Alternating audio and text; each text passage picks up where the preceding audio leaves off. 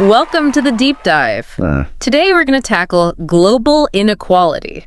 Ooh, yeah, that's a big one. It is why are some nations so rich? And others so poor. Right. Exactly. So to unpack all of this, we're doing a deep dive into a book called Why Nations Fail by Darren Acemoglu and James A. Robinson. Oh, yeah, I know that one. Oh, you've read this one. I have, yeah. It's quite the read. It's a dense book. Really blends history, economics, and political science It does. to get to the heart of why some nations succeed and others, well, don't. Yeah, so right away the authors, they kind of take aim at those common explanations we hear, for why some countries are poor. Oh, you mean like it's the climate or? Yeah, the geography, yeah. Or even like they just need better leaders or better advice. Like if they just knew better. If they just knew better. The ignorance hypothesis. The ignorance hypothesis, but they argue that these theories just don't really hold up. Yeah, and they use some really vivid examples. They do. Like think about the Arab Spring in Egypt. Do you really think people were protesting because of desert heat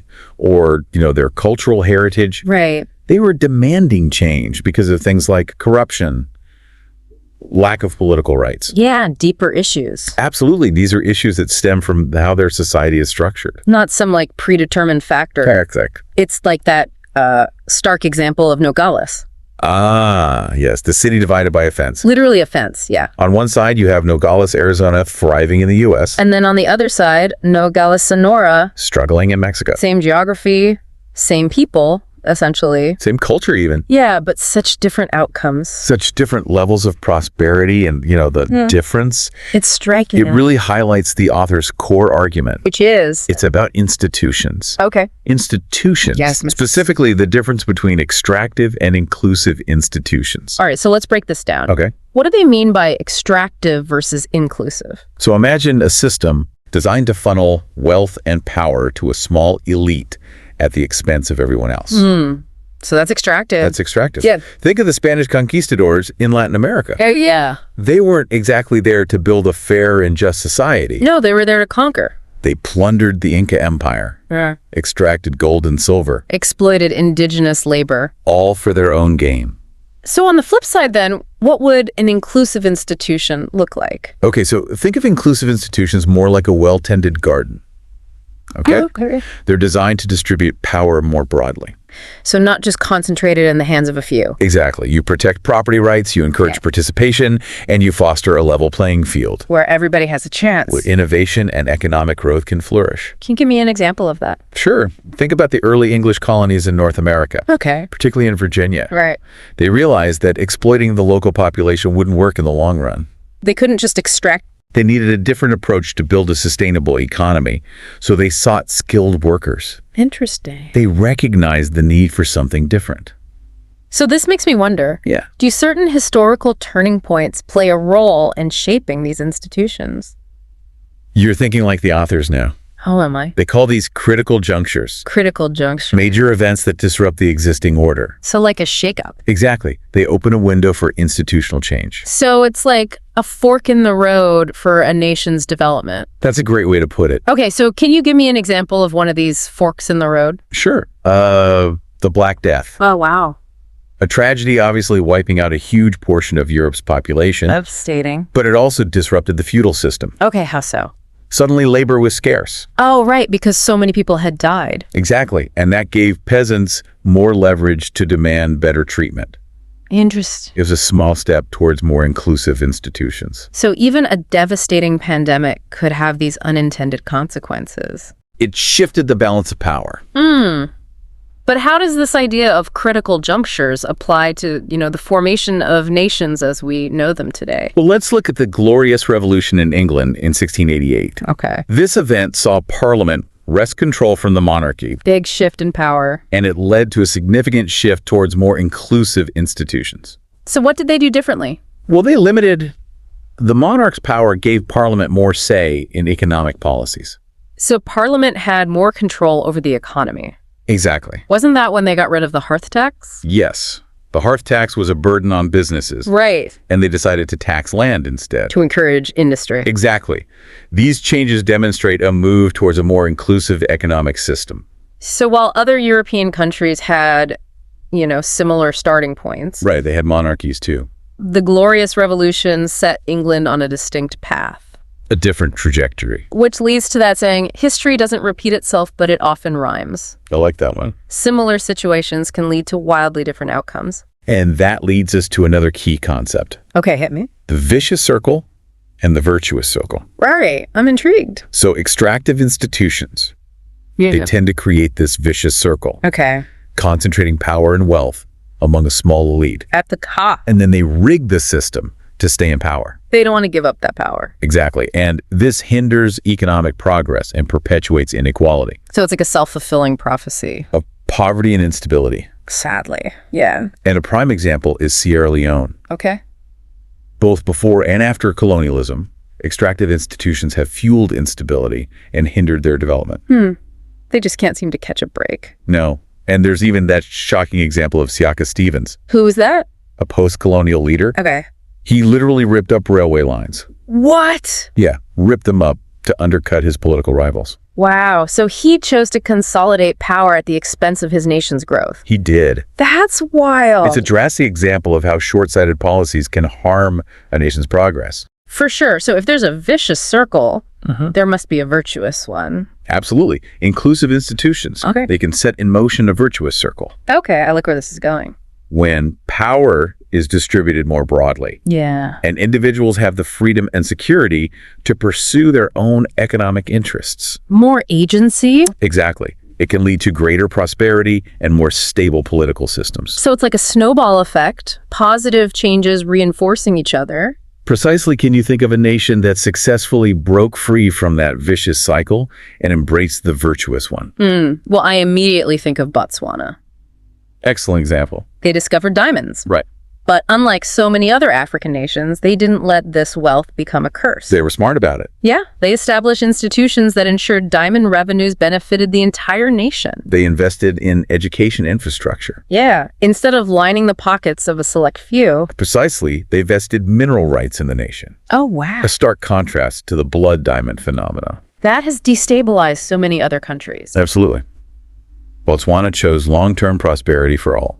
Over short-term gains for a few. Exactly. Now, some might argue that, these struggling nations simply need better economic advice. Like if their leaders just knew better? Yeah, if their leaders knew better, things would improve. That's what the authors call the ignorance hypothesis. The ignorance hypothesis. And they argue that it's a dangerous oversimplification. How so? It ignores the deep-rooted institutional problems that often sabotage even well-intentioned efforts. So it's not just about having the right economic ideas, it's about having the right systems in place to implement those ideas. Exactly. They tell this great story about development economists in India. Okay. They were trying to improve healthcare by incentivizing nurses to show up for work. Makes sense. But their plan was completely derailed by entrenched bureaucratic resistance. So even with a good idea, The sister itself blocked it. it's like trying to fix a leaky faucet when the entire plumbing system is faulty. Perfect analogy. You can't solve the problem without addressing the underlying issues. Right. And sometimes even foreign aid, which is meant to help, Yeah. ends up making things worse. It can fuel corruption and prop up those very extractive regimes it aims to change. How so? Well, the authors use Afghanistan as a case study, Okay. highlighting how aid intended for development projects was often wasted or siphoned off, So even good intentions. can be thwarted by institutional problems. So it seems like understanding these institutional dynamics is absolutely crucial to addressing global inequality. And I think we've covered a lot of ground here. We have, and there's so much more to unpack. There is. We're just getting started. I'm ready for part 2. Me too. Let's take a quick break and we'll be right back to delve deeper into why nations fail in part 2 of our deep dive. Welcome back. Ready to dive back into why nations fail. We've established that inclusive institutions are key. For lasting prosperity, yeah. Right, but how do these institutions even come about in the first place? It can't be as simple as following a recipe, right? You're right, it's not a simple formula. Yeah. It's a messy process, unpredictable, It's history. deeply intertwined with a nation's own unique history. So are there any patterns or historical examples that can shed light on this? Let's look at the Maya civilization. Okay, the Maya. They were incredibly advanced. In many ways, right? Architecture, mathematics, you name it. Yeah. But their society was structured around these powerful rulers. Kings. Similar, they were called the Kul-Ajaw. Kuhu'uja. They held immense political and religious authority. So a lot of power concentrated at the top? Exactly, and this very structure might have contributed to their eventual collapse. Interesting, how so? Well, the concentration of power creates incentives for infighting and stability, It can become a recipe for disaster. and it ultimately weakened the foundations of their society. Wow. So even highly sophisticated civilizations can be fragile. They can? Are there any contrasting examples where a more inclusive approach led to greater stability? The rise of Venice offers an interesting comparison. Venice. Yeah. As a maritime republic in the Mediterranean, they developed a unique set of institutions. What made them unique? Well, they had a great council with aristocrats and officials. Okay, like a ruling body. But membership wasn't strictly hereditary. So it wasn't just passed down through families. Exactly. New members were selected each year. To keep things fresh. And the council played a role in choosing their leader, the Doge. The Doge, interesting title. This system prevented power from consolidating in the hands of a single person or family, Sounds like they had a system of checks and balances in place. similar to modern democracies. So their economy must have thrived under this system. It did. Their institutions protected property rights and fostered a vibrant merchant class. But you say thrived in the past tense. Well, Venice's path to inclusivity wasn't without its bumps. So they hit one of those critical junctures we talked about. They did in the 14th century, facing economic challenges. Oh. The Venetian elite made a critical decision. What did they do? They closed off access to political power They pulled up the drawbridge. and even restricted economic activities that had driven their prosperity. So they became more extractive. In a way, yes, and this shift contributed to their decline. It's a reminder that even societies that make strides towards inclusivity can backslide. If they're not careful. Yeah, it's an ongoing challenge. But let's circle back to the Glorious Revolution in England. Okay, That was a major shift towards more inclusive political institutions, right? absolutely.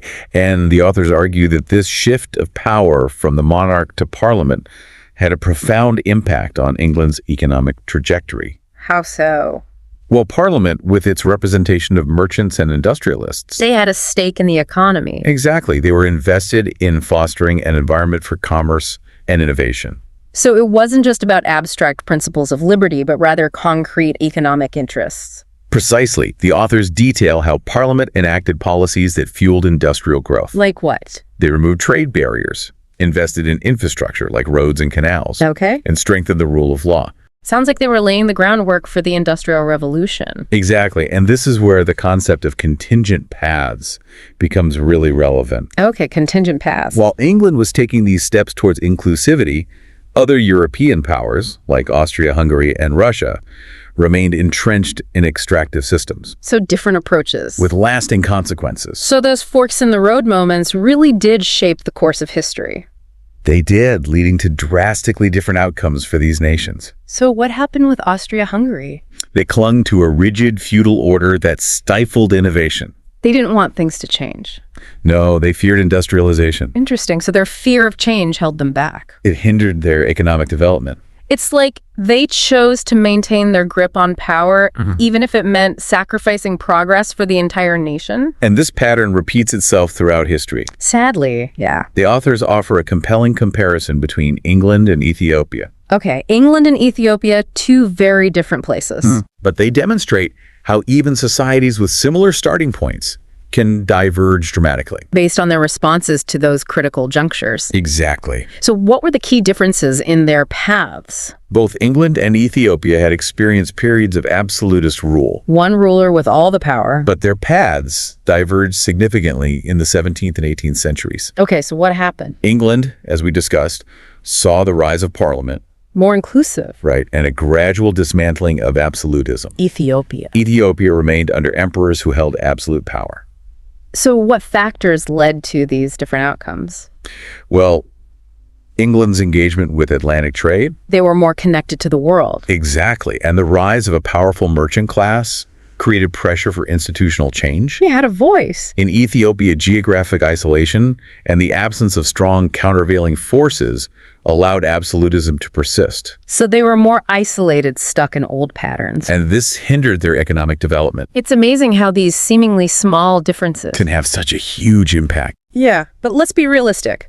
Even in nations with relatively inclusive institutions, there will always be those who try to exploit the system for their own gain. That's human nature. So how do we guard against that? The authors dedicate a good chunk of the book to exploring this challenge. The challenge of maintaining inclusive institutions. And the constant threat of backsliding into extraction. So it's not a one-and-done situation. Definitely not. They cite examples like the rise of the robber barons in the late 19th century U.S. Oh yeah, those titans of industry. They amassed enormous wealth and influence, often through questionable means. They exploited loopholes, built monopolies, used their wealth to sway politicians. All of that, it was a time of soaring inequality. So did the U.S. succumb to that vicious cycle of extraction? Not entirely. Not. A combination of factors helped to curb the robber barons' excesses. Like what? Progressive movements emerged advocating for regulation. To level the playing field. Exactly. Yeah. And the U.S. also had a robust system of checks and balances. To prevent any one person or entity from having too much power. Right. The authors point to the Supreme Court's role in striking down some of the most harmful anti-competitive practices. Those institutions proved to be vital safeguards. They were. And the authors contrast this with Argentina. Okay, Argentina. Argentina also had a Supreme Court. With the power to review laws. But their system of checks and balances was weaker. So less effective. And their political and economic systems remained predominantly extractive. So when a leader like Juan Perón came to power, with his authoritarian tendencies, he could more easily undermine those checks and balances. Exactly. He consolidated his power by packing the Supreme Court with loyalists. So he stacked the deck in his favor. And this eroded the institutions that could have restrained his actions. So the effectiveness of institutions depends not just on their design, but also on the broader political context. It seems like there's this constant tug of war between those seeking to extract wealth and power and those fighting for a more inclusive system. It's a battle that plays out on a global scale. The authors argue that the persistence of extractive institutions in many parts of the world has contributed to global inequality. They have. And they specifically discuss the role of colonialism, a major factor, in shaping these institutional patterns. They argue that European colonial powers often imposed extractive institutions on their colonies to enrich themselves, designed to extract resources and enrich the colonial powers. And even after independence, these institutions have been difficult to dismantle. So these extractive systems became deeply ingrained, trapping many former colonies in a vicious circle of poverty and instability. It's heartbreaking, but surely there are also stories of hope. Of course. Nations that have managed to transition towards more inclusive systems. And Botswana again. Botswana is a beacon of hope. They show it's possible. Their success in managing diamond wealth for the benefit of the nation contrasts sharply with the blood diamond curse. It's a powerful example. So it is possible to escape that vicious cycle. It is. But it seems to require specific circumstances and wise leadership. And the authors stress that there's no one-size-fits-all solution. Right. Each situation is unique. They highlight the crucial role of those critical junctures. Those moments that create openings for change. Understanding these pivotal moments and the forces driving them seems crucial for navigating the path toward a more just and prosperous world. Absolutely. Well, we've covered a lot of ground in this part. They have. And I'm eager to explore what the authors have to say about the path forward. Me too. Let's take a moment to gather our thoughts. Okay. And we'll be right back for the final part of our exploration into why nations fail. We're back for the final part of our deep dive into why nations fail. And, we've talked about these extractive institutions versus the inclusive ones and those critical junctures, those turning points in history. And that persistent challenge of global inequality. Exactly. So where do we go from here? Well, the authors leave us with a sense of cautious optimism. Cautious optimism. Okay. Yeah, they acknowledge the immense challenges, but they also highlight cases where nations have broken free from those extractive institutions. It's not hopeless? Okay. So good to hear. So what are some of those success stories? We'll take the American South, for example. Oh, yeah, the American South. For decades after the Civil War, it was a very different place. It was trapped in a system designed to exploit black labor. A very extractive system. Absolutely. But then, in the mid-20th century, a confluence of factors created a critical juncture. Things started to shift. Leading to the Civil Rights Movement and the dismantling of those deeply ingrained extractive institutions. So even deeply entrenched systems of inequality can be challenged and changed? They can. It's possible. And the authors emphasize the crucial role of federal intervention in that process. So the federal government stepped in? They did the Supreme Court through landmark decisions like Brown v. Board of Education. Oh, yeah, big one. helped dismantle segregation and enforce voting rights for African Americans. So those inclusive institutions at a higher level can really push back against extractive practices at lower levels. Exactly, and we can't forget the importance of grassroots movements like the Civil Rights Movement, demanding change and holding those in power accountable. So it's a combination of top-down and bottom-up pressure. It takes both for lasting change. Okay, so now let's shift gears a bit and talk about China. All right, China. For much of the 20th century, it was under a pretty brutal communist regime. Extractive for sure. But then, after Mao Zedong's death, In 1976, a new critical juncture emerged Deng Xiaoping came to power. and initiated those economic reforms. Right, and it's a fascinating case because China experienced rapid economic growth despite having extractive political institutions. That seems like a contradiction. It does. How can you have economic growth without political freedom? Yeah, how did they manage that? Well, the authors argue that Deng, while maintaining tight political control, He wasn't giving up power. no, but he made significant changes to their economic institutions. Like what? He introduced market incentives in agriculture and industry. Okay, so a little bit of capitalism. In a way, yes. He opened up to foreign investment and allowed for greater individual initiative, So they loosened the economic reins. while keeping a firm grip on the political ones. Interesting strategy, and it seemed to work for a while. It did.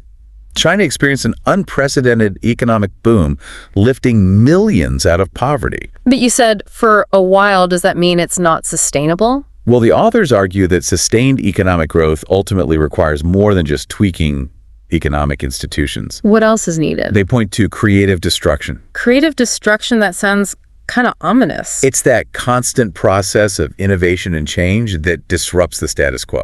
Okay, so things are always evolving. Exactly. And those extractive political institutions, They become a hindrance to that process. they do, because those in power fear that disruption. It threatens their control. Exactly. They tend to stifle innovation and limit opportunities. So even if China's economic growth continues, it might hit a ceiling. Unless they make progress towards more inclusive political institutions. That's what the authors believe. They see China's current path as unsustainable in the long run. Interesting. So we've seen how these critical junctures create opportunities for positive change, but also how those in power often resist that change. Because they fear losing their power. Exactly. So what does this all mean for, for the average person? Can we actually influence the creation of a more inclusive world? That's the big question, and the authors don't offer easy answers, Makes sense. but they highlight the importance of empowerment, Empowerment of the people. enabling individuals and communities to have a greater say in shaping their own destinies, So it's about creating a more level playing field. where everyone can participate in the political and economic life of their nation. And how do we do that? Well, they argue that empowerment can take many forms, supporting education and literacy, promoting access to information, and strengthening civil society organizations. So giving people the tools to make their voices heard. It seems like it requires a multifaceted approach. It does challenging those extractive systems at all levels. From local communities to national governments to global institutions. It's a big task. It is, and it's a long road ahead. It is. But as the authors remind us, history is not predetermined. We have agency. We can shape events. However small our individual contributions may seem. That's a powerful message. And that's a key takeaway I hope our listeners will ponder. To be more engaged citizens. To advocate for a more just and equitable world. Well, fellow deep divers, that wraps up our exploration of why nations fail.